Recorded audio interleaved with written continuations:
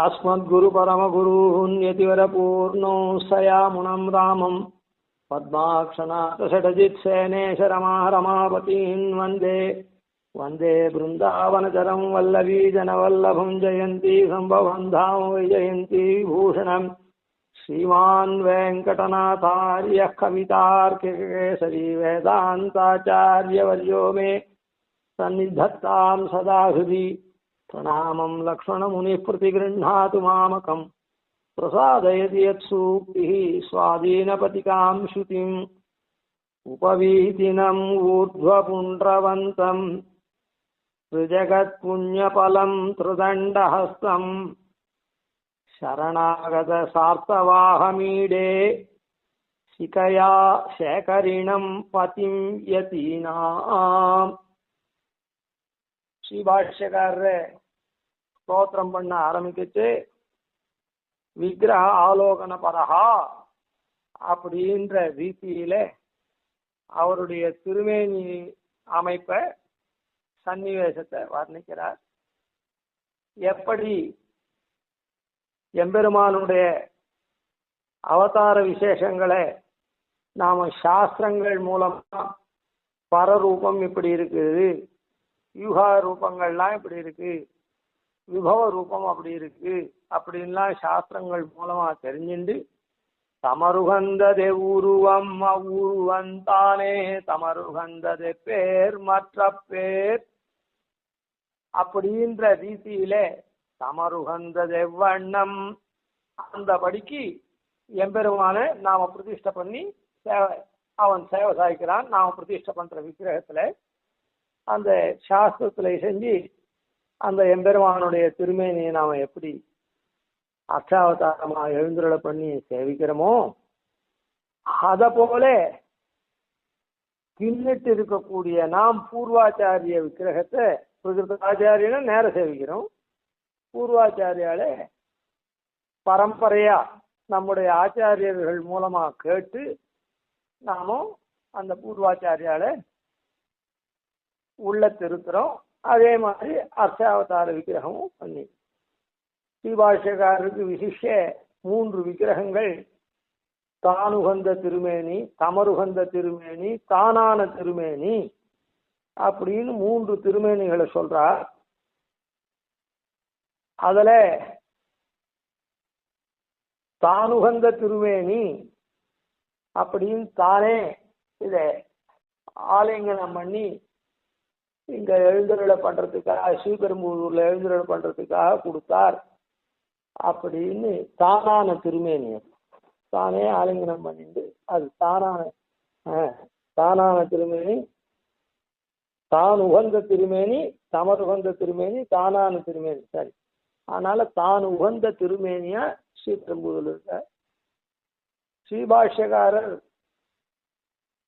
அந்த சோழனுடைய உபதிரவத்துக்காக மேல் நாட்டுக்கு ஒரு 19 வருஷம் அந்த மாதிரி ஏதோ 20 வருஷம் சற்றேறக்குறைய 20 வருஷ காலத்துக்கு அங்க திருநாராயணன்லாம் பிரதிஷ்டையெல்லாம் பண்ணி அங்க எழுந்துருளி அந்த கைங்கரியமெல்லாம் பண்ணி இந்த பக்கம் திரும்பி அழைச்சே அந்த சிஷ்ய வர்க்கங்கள்லாம் தமர் அடியார்கள்லாம் பிரார்த்திக்கும் பேர்ல ஒரு விக்கிரகத்தை எழுந்துருளை பண்ண சொல்லி அந்த விக்கிரகத்தை நீங்க தனக்கு பதிலாக ஆராய்ச்சிடுவாங்க அப்படின்னு சொல்லி அது தமர்களுக்காக அவ உகக்கும்படியா பண்ணதுனால தமருகந்த திருமேனி, இங்க தானுகந்த திருமேனி.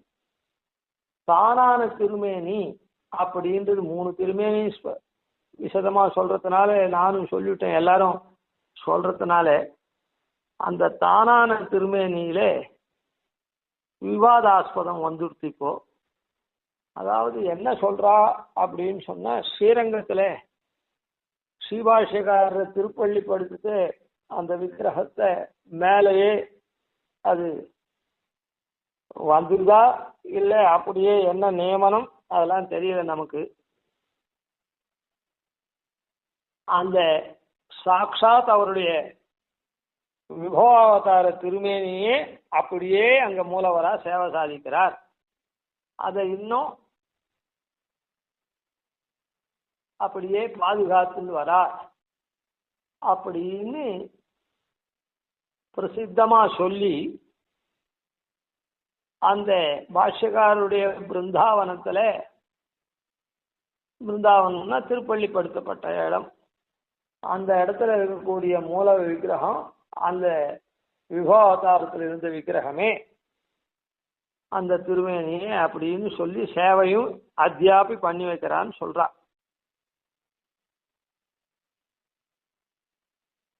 ஆனா அதை யார் சொல்றாளோ இப்ப சொல்லிட்டு இருக்கா, கோவில் நிர்வாகம் அவாக்கிட்டே இருக்கு. அப்படி இருக்கச்சே அது எப்படி கோவில் இருக்கிற ஏகதேச கைங்கரியப்பட அவன் இஷ்டத்துக்கு சொல்லிவிடுவானா வழி வழியா தெரியல நமக்கு. அப்படி சொன்னாலும் இவாள்லாம் அந்த கோவில் நிர்வாகமா இருக்கிறதுனால ஊருக்கெல்லாம் நித்தியம் வரவாளுக்கெல்லாம் நித்தியம் சொல்லிகிட்டே இருக்கவன் இந்த மாதிரி சொல்றான்னு இவாளுக்கு தெரியாதா? அது ஒரு கால் தப்பா இருக்கும் பட்சத்துல இந்த மாதிரி சொல்லக்கூடாதுன்னு என்னைக்கோ அதை கண்டிச்சு நிறுத்திக்கணுமோ இல்லை.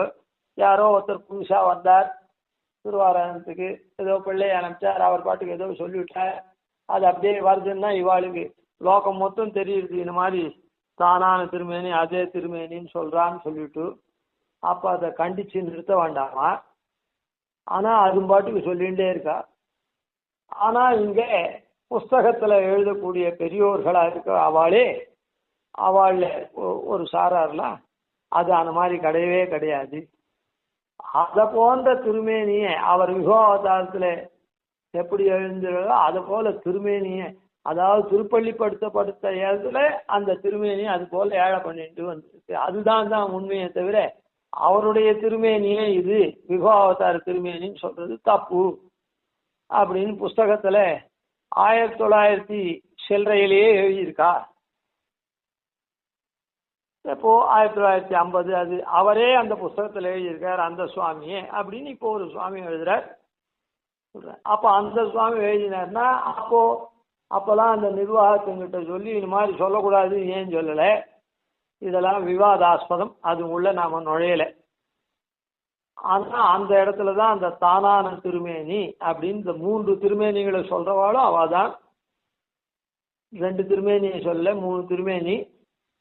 அந்த 3வது அதான் அந்த ஏன் 3வது திருமேனின்னு அதை சொல்றேன்னு சொன்னா, இதெல்லாம் முன்னமே ஏற்பட்டுடுத்து. ஸ்ரீபாஷ்யக்காரர் எழுந்தருளிருக்கு தேவை. அங்கேருந்து மேல்நாட்டிலேருந்து திருநாராயணபுரத்துலேருந்து எழுந்தருளுக்கு நீங்கள் விக்கிரகத்தை பண்ணிட்டு போங்கன்னு அப்படின்னு அனுகிரகம் பண்ணி அங்கே அவளுக்கு கொடுத்தாச்சு. அதுக்கப்புறம் ஸ்ரீபெரும்புதூரில் எழுந்தருளப்படும் சொல்லி ஸ்ரீபாஷ்யக்காரரே அதை போற உந்து அது பண்ணியாச்சு. இந்த திருமேனி ஸ்ரீபாஷ்யக்காரர் திருநாட்டுக்கு 7 நாள் விட்டு வந்த திருமேனி.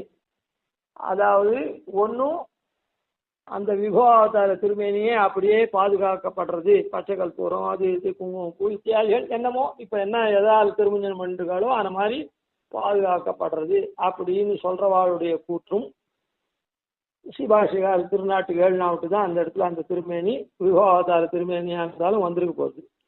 இல்லைன்னா அவரை யதாக்கிரமமா சாஸ்திரத்துல மற்றவாள்லாம் திருப்பள்ளிப்படுத்துற மாதிரி படுத்திட்டு அதுக்கு மேலே அதே போன்ற திருமேனியை இவா சொதையாலேயோ இல்லை சிலையாலேயோ எதால பண்ணிருக்காளோ தெரியல.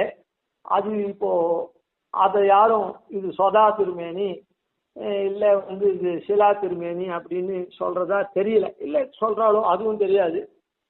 இல்லை அது பூத உடல்னு சொல்றாளே அவருடைய திருமேனியை யுகாவதாரத்தில் இருந்த திருமேனியன்னு அது இல்லை. அதுக்கு மேல எழுந்துருளப்பட்டதுன்றது சொல்றவா இந்த மாதிரி இது சொதையால பண்ணப்பட்டது இல்லை சிலையால பண்ணப்பட்டது அப்படின்லாம் சொல்ற மாதிரி அடியனுக்கு தெரியல. சொல்றாளோ என்னமோ அதுவும் தெரியாது.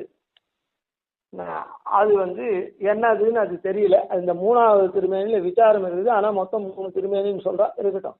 அதுக்கப்புறம் எல்லா இடத்துலையும் இப்போ தேவபெருமாள் செஞ்சில இவர் பண்ணார் அப்படின்லாம், நடாதூர் அம்மாள் பண்ணார் அப்படின்லாம் சொல்றா. அப்படி இப்படி ஒவ்வொரு இடத்துல ஒவ்வொரு இது பண்றா. இல்லைன்னாலும் பின்னால் இருக்கக்கூடிய பக்தாள் இல்லை ஒவ்வொரு ஆச்சாரியர்கள் அவளுடைய மடங்கள்லையும் அவ நிர்வாகத்தில் இருக்கிற கோவில்கள்லையும் எழுந்துள்ள பண்ணா அப்படி இருக்குது.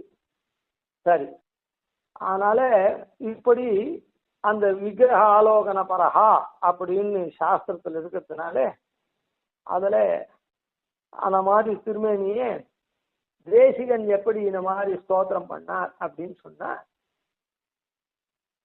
அப்புள்ளார் ஸ்ரீபாஷ்யக்காரர் அனவரதம் சேவிச்சிருந்தவர் கிடாம்பி ஆச்சான். ஏன்னா மாதுவர கைங்கரியம் பண்ணி அவருக்கு பிக்ஷ சாட்சியத்தினால அவர் அப்படியே அவருடைய புத்திரர் ராமானுஜ பிள்ளான், அவருடைய புத்திரர் ரங்கராஜாச்சாரியர், அவருடைய புத்திரரான அப்புள்ளார் இவருக்கு வந்திருக்குது ராமானுஜருடைய திருமேனி சன்னிவேசம் எப்படி இருக்கும்னு. அதே இந்த இடத்துல பல கால் கேட்டு பல கால் மனனம் பண்ணி சுவாமி தேசிகன் இந்த ஸ்தோத்திரத்துல அந்த மாதிரி வர்ணிச்சிருக்கார். அதுல முக்கியமானது உபவீதினம் அப்படின்னு சொல்றார். அது ஏன் அதை முதல்ல சொல்றார் அப்படின்னா, முன்னையே பார்த்தோம் ஆழ்வாரும் யஜ்ஞ உபவீதம் அப்படின்றத மின்னு நூலும் பிரகாசிக்கக்கூடிய நூல். அதான் ஏன்னா யஜ்யத்தினாலதான் பிராமணனோ அதுவோ யஜ்யம் பண்றவன் பிரகாசிக்கிறான் யஜ்யத்தினால. அதனால அத மின்னு நூலும் ஆழ்வார் சாதிச்சார். சரி, அது மாத்திரம் அன்றைக்கு அதனால அது அவ்வளோ முக்கியமானதுனால பிரம்மசூத்திர பரித்யாகாது பிரம்மச்சாரி கிரஹீவனி பரிவ்ராட்சாபி பதிதா தஸ்மாத் ந பரித்யஜேத். பிரம்மசூத்திர பரித்யாகாத், பிரம்மசூத்திரத்தை ஒருத்தன் தியாகம் பண்ணிட்டான்னா, அதாவது தியாகம் பண்றதுன்னா உபநயன காலத்துல பிரம்மோபதேச காலத்துல பிரம்மசூத்திரத்தை போட்டுள்ளவன் அதே தியாகம் பண்ணிட்டான்னா பிரம்மச்சாரி கிரஹி வனி பரிவ்ராட் ச அபி, அதாவது 4 ஆசிரமம் தான். பிரம்மச்சாரி, கிரகஸ்தன், வானப்பிரஸ்தன், சன்னியாசி. சன்னியாசின்னு தான் பரிவிராஜன். இந்த 4 பேரையுமே படிச்சிருக்கு.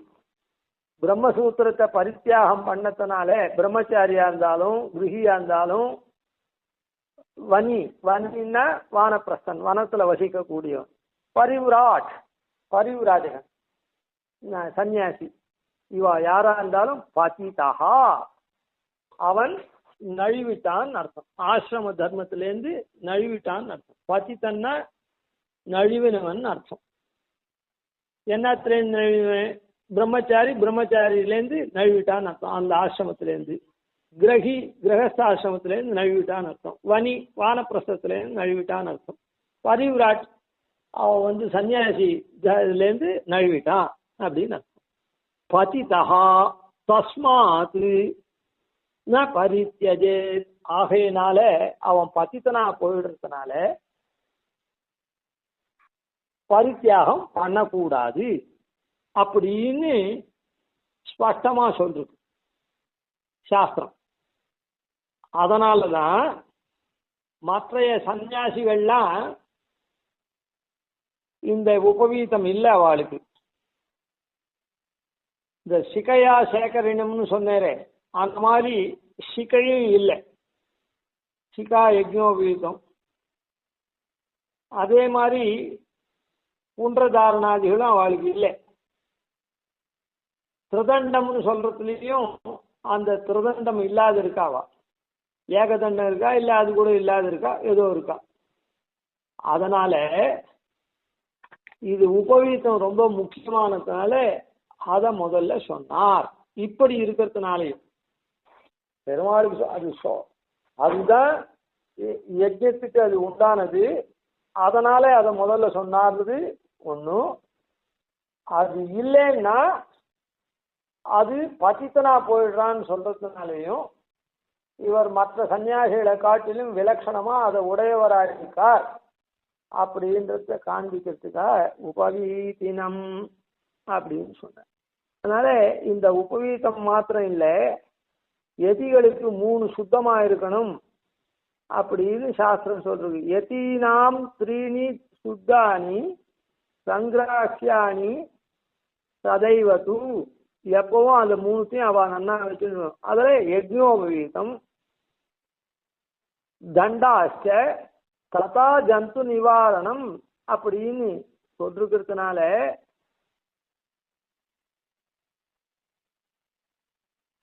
இந்த 3த்தையும் அவ எப்பவும் கொண்டிருக்கணும். அதனால திருதண்டம், அந்த இது இருக்குதே, படம் இருக்குதே, துணி, அந்த இதெல்லாம் 3த்தையும் அவ சுத்தமா எப்பவும் வச்சுக்கணும் அப்படின்னு சொல்லிருக்கு. சரி, அதனால உபவீதினம், அந்த உபவீதத்தோட கூட ஊர்ಧ್ವ புன்றம் இருக்குதே, அது உபவீதத்துக்கு சொன்ன துல்லியமா ஊர்ಧ್ವ புன்றம்.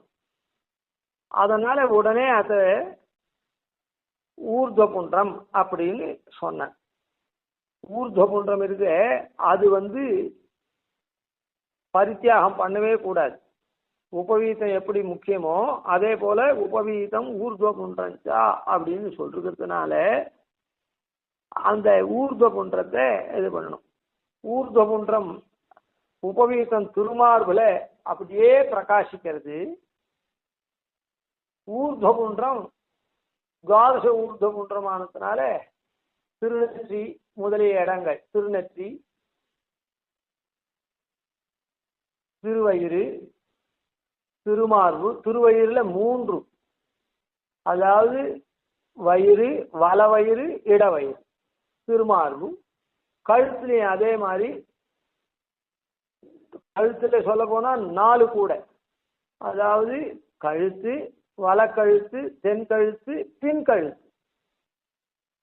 அதே போல வயிறுக்கு பின்பக்கத்தில் இருக்கக்கூடிய அந்த முதுகுலையும் இது பண்ணும். அதாவது அதை சொல்லச்சே என் பத்மநாபன் என் பின் மனம் பற்றி அப்படின்னு சாய்க்கிறது. அதனால பின்பக்கத்துல அந்த முதுகுல அதை சாத்திக்கணும். அதுக்கப்புறம் வலக்கை, இடக்கை, இப்படி 12 இடங்கள்ல ஊர்ಧ್ವ புன்றம் இப்படி மிளிரக்கூடியவரா இருக்கார். அதனால உபவீதினம் ஊர்ಧ್ವ புன்றவந்தம், அந்த ஊர்ಧ್ವ புன்றம் தான் முன்னே சொன்னோம். அந்த ஊர்ಧ್ವ புன்றமாகப்பட்டது அதன் பேர் என்ன, முமுட்சுவா மேல் நோக்கி பிரம்மரந்திரம் வழியா, தலைவாசல் வழியா மேல வைகுண்டத்துக்கு போகக்கூடிய மார்க்கத்துல, அர்ச்சிராதி மார்க்கத்துல போறவன் இந்த மாதிரி ஊர்ಧ್ವ புன்றத்தை இட்டுக்கணும் அப்படின்னு.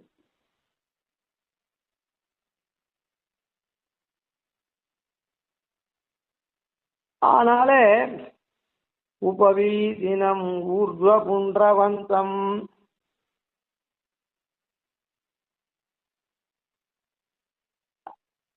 அந்த ஊர்ಧ್ವ புன்றத்தை சாத்திக்கிறது. அந்த மாதிரி இப்போ இந்த ஸ்ரீபாஷ்யக்காரர இந்த சங்கல்ப சூரியோதயத்துல ஆச்சாரிய சிஷ்யரா வரக்கூடிய பாத்திரங்கள் வர சமயத்துல இப்படி அனுசந்திக்கிறார். உபவீதினம் ஊர்ಧ್ವ புன்றவந்தம் ஜெகத் புண்ணிய பலம் திருதண்டாஸ்தம் சரணாத சாத்தவாகமீடு இகையா சேகரினம் பதிமியதீனாம் அப்படின்ற இந்த சன்னிவேசத்தை ஸ்லோகத்தை அனுசந்திக்கிறார். அதனால இந்த திருமேனிய சேவைய அந்த இடத்துல பண்ணணும்ன்றத அந்த இடத்துல தான் பண்ணி காண்பிக்கிறார். அது மாத்திரம் இல்லை, அதுக்கப்புறம் ஆலோகன பரஹா அப்படின்றது மாத்திரம் அன்றிக்கே, விக்கிரக ஆலோகன பரகான்றது மாத்திரம் இல்லாத ஆக்ஞா பிரதீட்சகா அப்படின்றதையும் அந்த ஆச்சாரிய சிஷ்யபாவத்துல அங்க வரைச்சே ஆச்சாரியன்னு அதான் ஆச்சாரியன் ஆக்ஞாபிக்கவராகவும் அவரை ராமானுசனாகவும் தன்னை நியாமியனா இருக்கக்கூடிய சிஷ்யனாவோ அப்படியும் பாவிக்கிறார் அந்த இடத்துல. அதனால இந்த ரெண்டு விஷயத்தையும் சுவாமி தேசிகன் இந்த சாஸ்திரார்த்தப்படிக்கு சுவாமி தேசிகன் இது பண்றார். விக்கிரகாலோகன பரஹா அப்படின்றது இந்த ஸ்லோகத்தினால் இது பண்ணிட்டார். அந்த இடத்துல இந்த ஸ்லோகத்தை அனுசந்திக்கிற இடத்துல இப்படி ஆக்ஞா பிரதீட்சகா அப்படின்ற இடத்துல அவர் ஆக்ஞாபனம் பண்றவராகவும் இவர் ஆக்ஞாபிக்கிறவராகவும் அந்த இடத்துல வர்ணிச்சு சங்கல்ப சூரியோதயத்தை பண்ணிட்டு போற. அதனால இந்த ரெண்டுத்தையும் சுவாமி தேசிகன் பண்ணினார் அப்படின்னு சிஷ்ய லட்சணம் எப்படியோ அது அப்படி பாஷ்யக்கார இடத்துல இவர் இருந்தார் அப்படின்றது தெரியுது.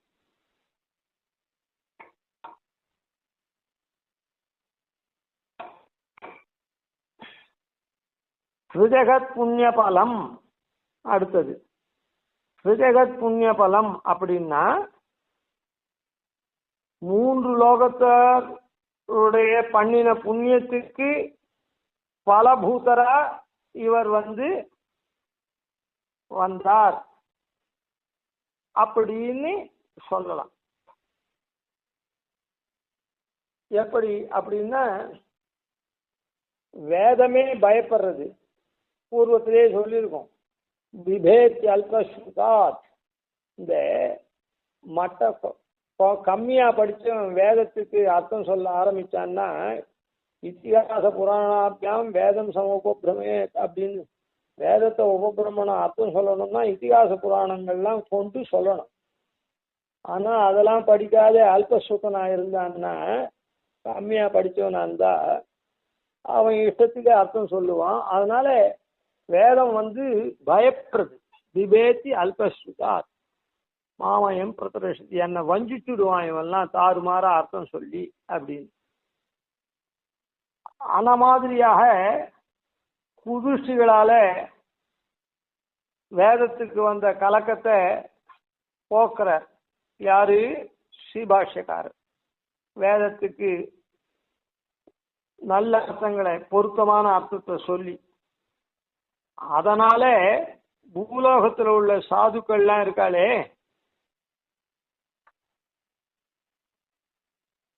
பூர்வத்துல ஸ்ரீபாஷ்யக்காரர் அவதரிக்கிறதுக்கு முன்னே இது மாதிரி எல்லாம் ஸ்தாபிக்கிறதுக்கு முன்னே அவள்லாம் பயந்துண்டா.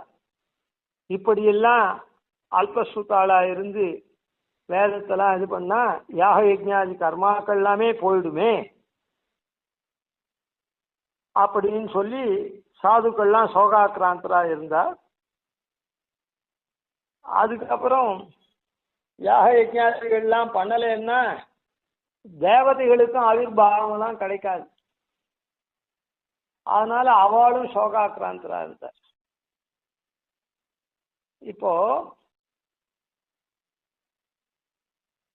இங்கே சாது ஜனமும் அப்படி இருந்தா தேவதைகள், அதாவது ஹவ்ய கவ்யம் அப்படின்னு சொல்லக்கூடிய தேவதைகள் என்ன, ஹவ்யத்தை ஸ்வீகரிக்கவா கவ்யத்தை ஸ்வீகரிக்கிற பித்ராதிகள் என்ன, இவா இந்த திரிஜகத்து அப்படின்னு சொல்றதுனால இந்த மூன்று பேரையும் எடுத்துக்கலாம். இந்த மூன்று பேரும் என்ன நல்ல காரியத்தை பண்ணி பண்றதுனா தேவதைகள் பித்ருக்கள்லாம் எப்படி சந்தோஷப்படுறா. ஒரு குழந்தை நல்ல குழந்தை பிறந்ததுன்னா வைஷ்ணவனா தன் குலத்துல ஒரு குழந்தை பிறந்ததுன்னா ஆஸ்போட்டயந்தி பிதரஹா பிருத்தியந்தி பிதாமஹா வைஷ்ணவோன குலே ஜாதா சன சந்தாரேஷத்தின் நம்ம உத்தரிப்பிக்க வந்திருக்க குழந்தை இது வைஷ்ணவ குழந்தை நம்முடைய குலத்துல வந்திருக்கு.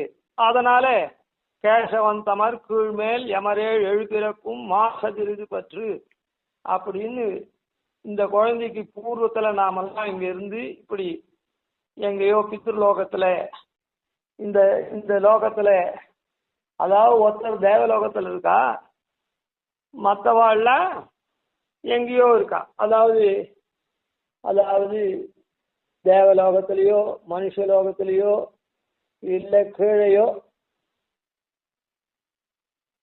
அதாவது பார்த்திவ பதார்த்தங்களாவோ பித்ருலோகத்திலேயோ தேவலோகத்திலேயோ இல்லை பரமபதத்திலேயோ இருக்கக்கூடிய பித்ருக்களே பிரார்த்தம் பண்ணச்சு அவளை நாம அழைக்கிறோம். இந்த இடத்துல பார்த்திவத்துல வசிச்சாலும் சரி, பார்த்திவாசகா பிதரஹா, இல்ல அந்தரிக்ஷத்துல, இல்ல திவியில, இல்லைன்னா அமிர்த லோகமான வைகுண்ட லோகத்துல எங்க இருந்தாலும் இந்த பித்ரு யஜ்யம் பண்ற இடத்துல, சாதம் பண்ற இடத்துல நீங்க வந்து அன்வயிக்கணும், அதாவது சாநித்தியம் கொள்ளணும் அப்படின்னு பிரார்த்திக்கிற ஒரு மந்திரம் இருக்கு. அதனால அதுபடி தேவலோகத்தில் இருக்கோ, அதான் கிரமமா தேவதைகளா போயிருக்காளே, இந்திராதி தேவதைகளா அவளோ, இல்லை இந்த மாதிரி கவ்யத்தை வாங்கக்கூடிய இந்திராதி தேவதைகளோ, இல்லை கவ்யத்தினாலே சுகப்படக்கூடிய அந்த பித்ராதி லோகத்துல பிருத்திவியிலேயோ அந்தரிக்ஷத்திலேயோ திவியிலேயோ அப்படி இருக்கக்கூடியவாளோ, அவ 2 பேர் இங்க இதெல்லாம் பண்ணக்கூடிய நாம பூலோகத்தில் இருக்கக்கூடியவா எல்லாரும். அதனால திரிஜகத் புண்ணிய பலம், இவாள்லாம் புண்ணியம் பண்ணிருக்கிறதுனால அவளுக்கெல்லாம் அவிஸ் கிடைக்கிறது, கவ்யம் கிடைக்கிறது, நமக்கு நாம நல்வழியில போறோம், இந்த லோகத்துல பூலோகத்துல இருக்கோம். இப்படி இவாள்லாம் பண்ணின புண்ணியத்தினுடைய பலனா ஸ்ரீபாஷ்யக்காரர் அவதரிச்சார் அப்படின்னு சொல்லலாம். இல்ல ஸ்ரீபாஷ்யக்காரர்